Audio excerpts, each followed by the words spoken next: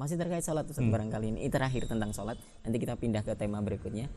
Sholat pakai masker.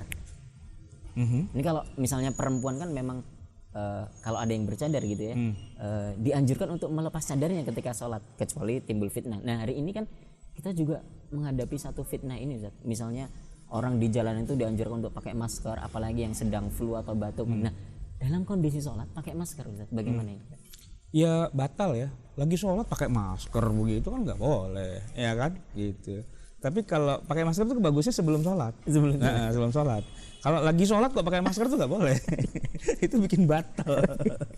Tapi mungkin pertanyaannya gini, apakah kalau orang lagi sholat lalu dia sujud dan sebagai wajahnya ketutup dengan masker dan sebagainya itu sujudnya sah apa enggak ya gitu loh. Ya sekarang begini, apakah ada syarat bahwa kalau sujud itu kita ketutup harus terbuka wajah kita gitu kan. Nah sebenarnya itu ntar masalah khilafiyah gitu. Tapi kalau saya melihat masker kan ketutupannya dari hidung sampai mulut saja, gitu kan. Sementara yang harusnya menempel di lantai itu kan bukannya mulut, bukannya hidung sebenarnya, tapi dahi, gitu kan, dahi kita. Nah saya malah mengatakan begini. Jadi kalaulah kita sujud itu kita bernafas, karpet atau lantai keramiknya itu kemudian ada hembusan nafas kita, nah itu akan menulari orang. Akan menulari orang gitu. Makanya kan disarankan bawa sejadah sendiri gitu kan. Nah, maka oleh karena itu pakai masker itu ya, lepas dari nanti ikhtilaf di antara para ulama, hidungnya harus nempel dengan tanah apa enggak? Maksudnya nempel tuh nempel yang langsung tanpa ada penghalang. Lepas dari ikhtilafnya itu, tapi kalau kondisi sekarang mau nggak mau harus dipakai. Karena memang kondisi dalam tanda kutip darurat gitu saja. Yang tidak boleh itu sholat sujudnya pakai helm yang ketutup semua. Full face itu nggak bisa. Karena yang full face kan, karena nggak nempel gitu loh. Tapi kalau itu kan cuma kain gitu kan, nempel aja kan nggak ada masalah sebenarnya. Apalagi dahinya juga masih nempel gitu. Kecuali dia pakai skibo gitu yang semuanya ketutup gitu kan, tinggal matanya doang. Nah, itu lain lagi ceritanya. Tapi hatta wanita bercadar, kemudian dia sholat, sah nggak? Kan sah juga, sah. Nah, kenapa kalau laki-laki jadi nggak sah, gitu kan?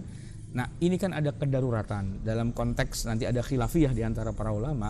Tapi kalau konteksnya adalah darurat, orang akan menulari, maka tidak ada masalah dengan masker itu. Oke, jadi saya beri. Tapi gini ya, itu kan pakai masker ketika kita ada di masjid.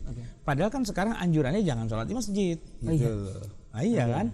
Jadi ketika Anda atau misalnya ya sholat di rumah tapi pakai masker gitu. Buat apa?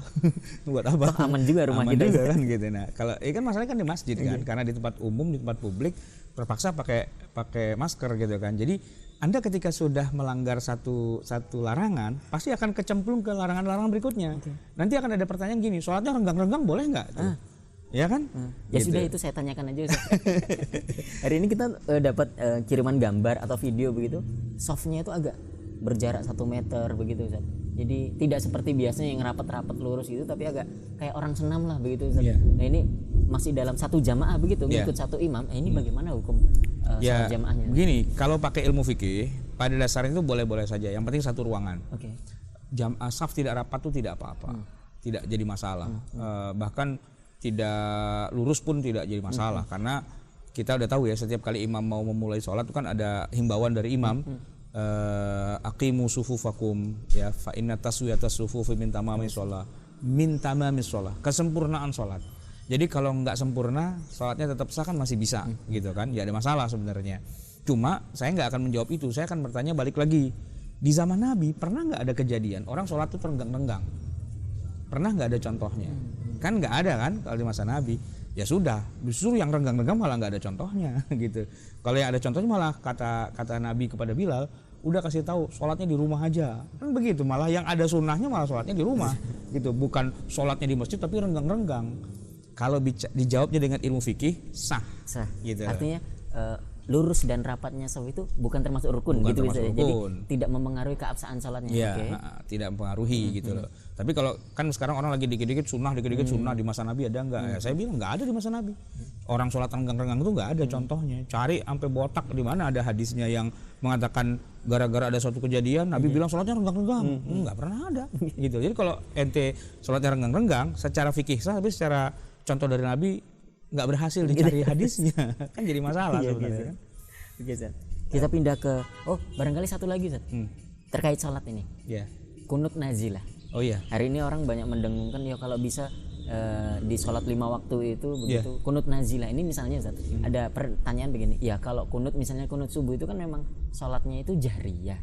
Kemudian imamnya baca kunut lalu kita mengaminkan. Nah kalau kunut nazilah dilakukan misalnya di 5 waktu sholat yang wajib itu, kalau pas zuhur sama asar yang siriyah, ini imamnya baca kunutnya itu siriyah ngikut sholatnya atau tetap jahar kemudian nanti makmumnya mengaminkan begitu sih? Itu khilafiyah di antara para ulama. Di dalam mazhab Syafi'i pun juga ada khilafiyah. Ada yang mengatakan bagusnya ikut jahar ikut sholatnya. Tapi sebagian ulama juga membolehkan. Jadi sebagaimana kunut pada subuh yang jahar, kunut nazilah itu di 5 waktu yang berbeda itu tetap jahar semua. Ada juga pendapat yang membolehkan hal itu. Maka itu wasi' lah, amrun yang wasi' yang boleh mau jahar mau tidak dan sebagainya, semua ada riwayat dari para ulama yang membolehkannya. Artinya bukan hal yang prinsip begitu saja. Enggak perlu gontok-gontokan atau sampai debat marah-marahan gara-gara kunut ini harus jahar atau sir begitu. Baik Ustaz.